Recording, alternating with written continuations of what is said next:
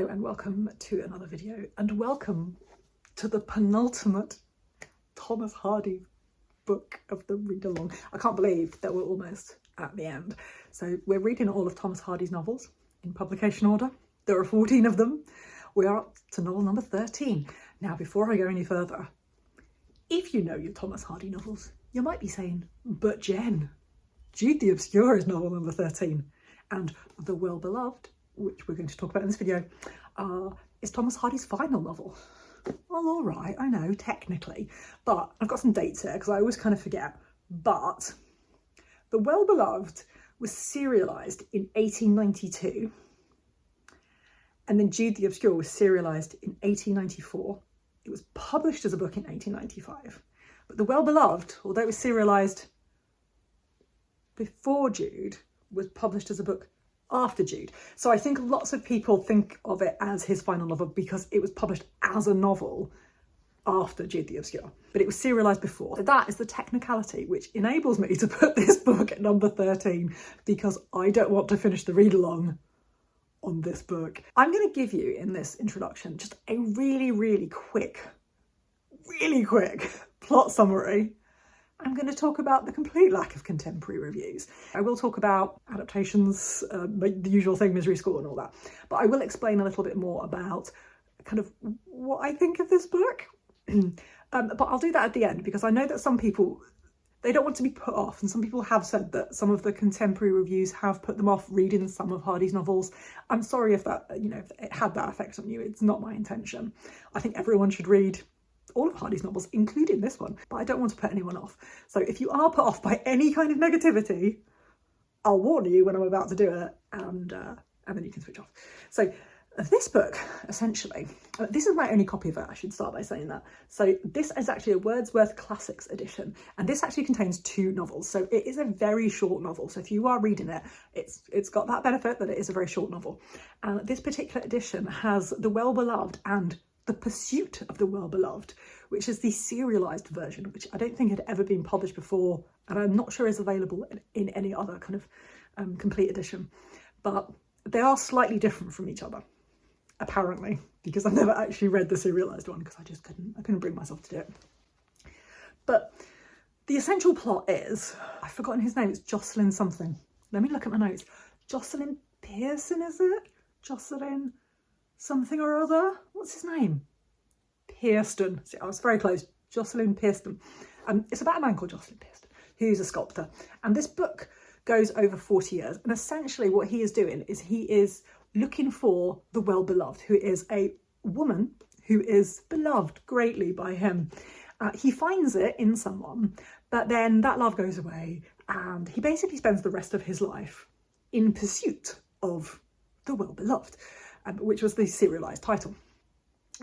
Essentially what he is kind of talking about in this novel is the well-beloved as a concept, as almost a sentient being all by itself, but as a thing which can reside in one person.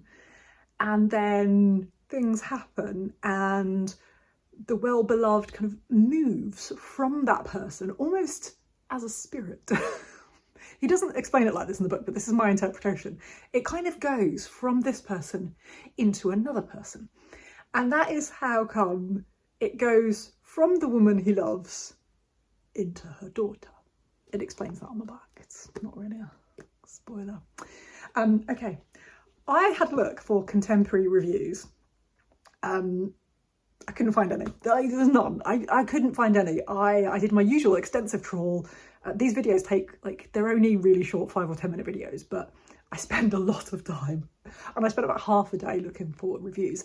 I found one review of The Well-Beloved from back when it was published and it just said, this Hardy novel has been published.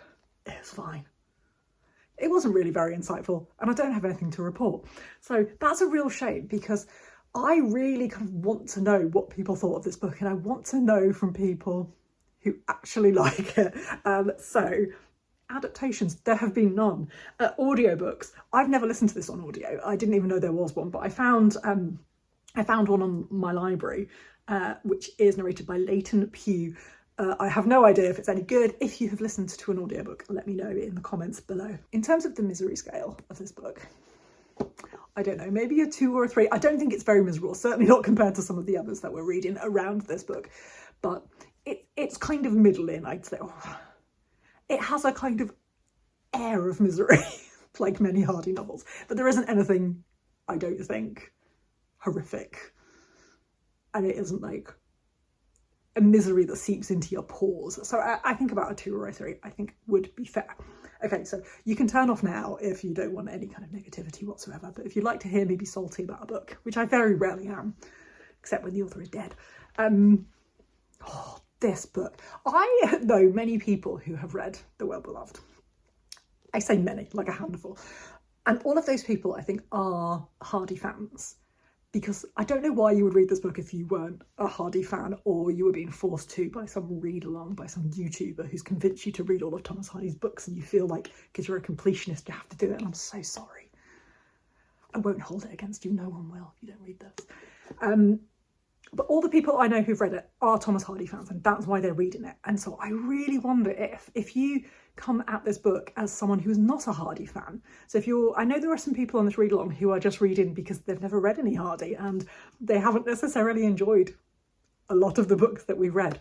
So I'd be really interested to know from those people, if you do end up reading The Well-Beloved, what you think of it, because I'm really intrigued as to people who don't love Hardy's books, if you see something in it that we don't see.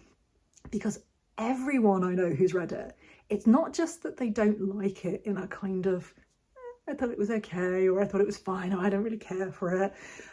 Most people I know actively hate this book. Me included. Like, I've read it twice, because I read it once, and how old was I? Like in my mid-20s, late 20s. I don't know, I don't think that's relevant, but it is an older character, so I think I thought maybe I was just too young. Like, I remember the first time I read Persuasion, I didn't like it, but then when I was older, really, really loved it. And that does have an older protagonist, so I wonder if that has something to do with it. I mean, I don't think the character in here is particularly mature. I'm clutching at straws here. But when I reread it just because I was doing a read-along, and I also didn't like it. And I don't know if I just got Hardy fatigue by that point, because I also loved Jude slightly less than I normally do. So maybe that was it. Maybe it was just a bit of fatigue from having read so many books, one a month, you know, in succession. Maybe it was that. But I think I've probably never read a book that I dislike so many times. And I don't know if I want to read it again. But I stubbornly kind of do, because I stubbornly want to find out why I want to find something about it. I don't have any more coherent thoughts about this, other than if you have read The Well-Beloved and you like it, I'm very happy for you, but I would love to know why. If you can try and explain it to me. I mean, other than it's Hardy and his writing is great. I mean, his writing is always great. I think it's just the character I don't like. And the idea of it, like the actual idea of it, I just find so insufferable. If you liked it, I would really, really love to know. If you end up reading it, do, you know, comment on the Discord or come back here to this video and tell me kind of what you think of it. If you completely disagree with me and think I'm an idiot and everyone else who hates it is an idiot, I mean, don't be rude and call me an idiot, but feel free to let me know in the comments. I would really love to hear your thoughts on this book. If you are reading along, thank you so much for sticking with this read along. We have one more book left, and that's Jude the Obscure. I'm very excited to have seen through this whole read along and finally got to Jude the Obscure. It's going to be so exciting. So do join me for the little introduction to Jude the Obscure that I will be posting next month. And until then, thank you so much for watching.